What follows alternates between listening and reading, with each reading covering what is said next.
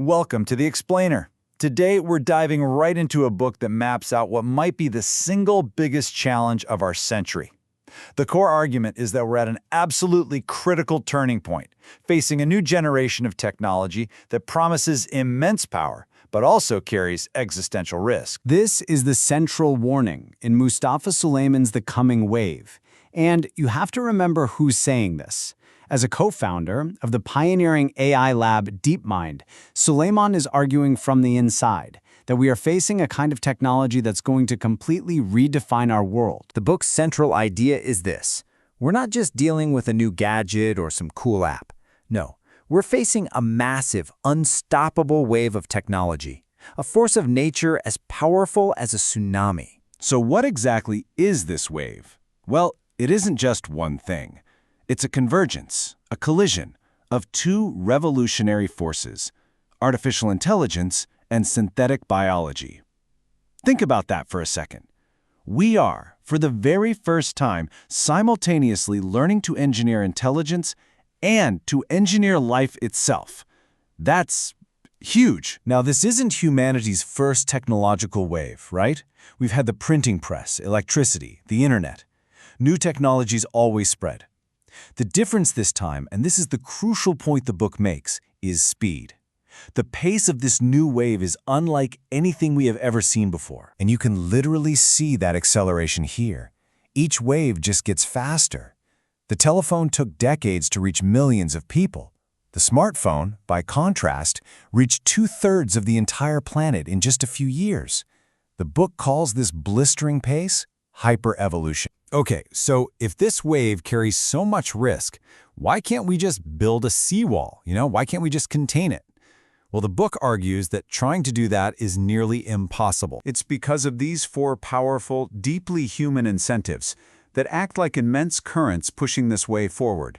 You've got nations racing for an edge, companies racing for profit, scientists racing for discovery, and all of humanity kind of needs these tools to solve our biggest problems. These forces make hitting the brakes almost unthinkable. And the financial incentive alone is just staggering.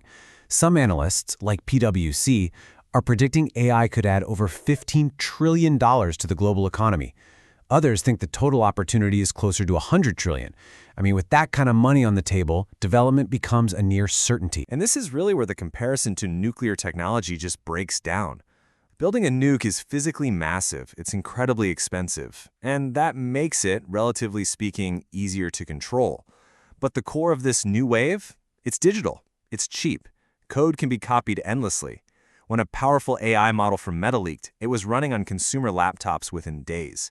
Containment is a whole new problem. So this unstoppable proliferation forces us into what Suleyman identifies as the core problem of our time. The great dilemma. And here's the trap. The book argues that there are no safe options. Pushing forward with these technologies is obviously risky, but stepping away from them, trying to ban them, well, that's also incredibly dangerous. We are caught between two terrible futures.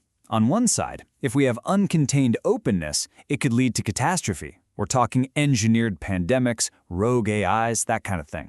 On the other side, a desperate attempt at total control could lead to a global surveillance dystopia, crushing freedom in the name of safety and eventually leading to its own kind of collapse. So, if open proliferation leads to catastrophe and total control leads to dystopia, where do we go? Is there even a third option? The book argues there is a narrow path forward. So, the crucial point here is that we can't stop the wave, but maybe we can learn to surf it. The book's proposal isn't a simple ban or a free-for-all, but a really sophisticated, multi-layered strategy for containment. The goal is to steer the technology towards human flourishing and away from disaster. Suleyman lays out a detailed 10-step plan for containment, but it really rests on several crucial pillars that have to work together. Let's look at 4 of the most important ones. The strategy starts by building safety directly into the tech itself.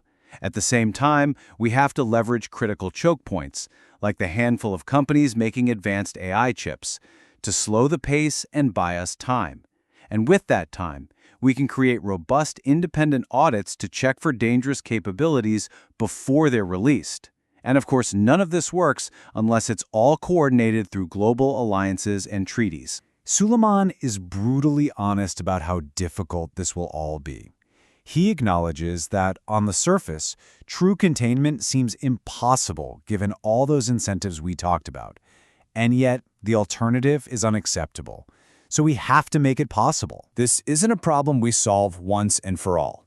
There's no final destination, no mission accomplished moment. Instead, it's a narrow, treacherous path that we have to learn to walk indefinitely, constantly balancing progress against peril, freedom against security. And that's where the book leaves us. It doesn't offer easy answers, but it does give us a clear-eyed map of the terrain ahead and a framework for navigating it. The wave is no longer coming, it's here. The question for all of us is, what do we do now?